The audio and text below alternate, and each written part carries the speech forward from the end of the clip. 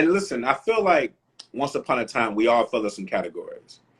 And before we even go on this conversation, I'm very public about the times where I wasn't shit. You know what I mean? When I was coming up, you know what I mean? I fell in the category of F boy, right? And the problem with me when I was coming up was I looked at the degrees of what other men were doing and said, okay, well, since I'm not putting my hands on a woman and since I'm not abusing them, you know what I mean? That makes me in the clear. And I had to really get some understanding and some knowledge as I grew to be like, nah, bro, you wasn't, you know what I mean? You're not in the clear. And also shout out to my therapist who reminded me like, yo, you had 30 plus years of conditioning, brother. You know what I'm saying? Even now in my present state, in my awakening as in the ing or whatever, I'm still going to stumble and say or do or think in certain things. And I've been someone who also maybe didn't necessarily speak up for a woman when I was in those small corners of men that was being braggadocious about the women that they slept with and just dogging them or whatever. But I always say that my silence also probably vouched for them also too.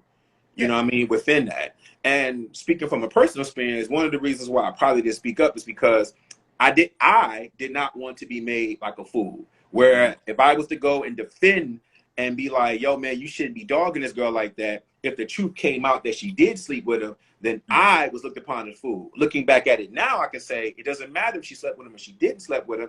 It doesn't take this braggadocious degrading in this circle amongst us of something that you and somebody else shared.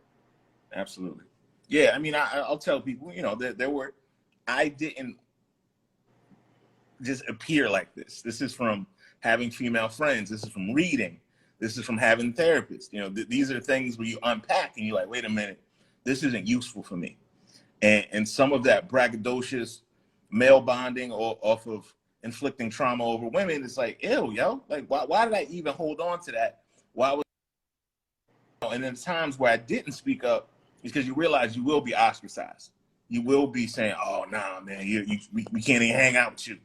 And so you have that fear. So a lot of men, they're good guys because they don't actively participate, but they do passively.